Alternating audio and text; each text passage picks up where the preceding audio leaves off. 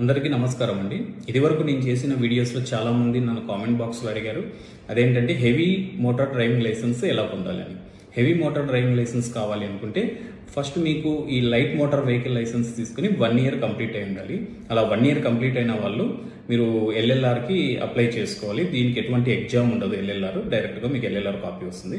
So LLR వచ్చిన తర్వాత మీరు ట్రాన్స్పోర్ట్ డిపార్ట్మెంట్ చేత గుర్తింపు పొందిన ఏదైనా హెవీ మోటార్ డ్రైవింగ్ స్కూల్లో మీరు 30 రోజుల ట్రైనింగ్ తీసుకోవాలి.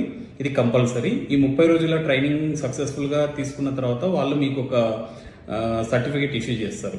ఈ సర్టిఫికేట్ని మీరు ఆన్లైన్లో అప్లోడ్ చేసి మీ కన్వీనియంట్ డేట్లో స్లాట్ బుక్ చేసుకుని డ్రైవింగ్ టెస్ట్కి రావాల్సి వస్తుంది.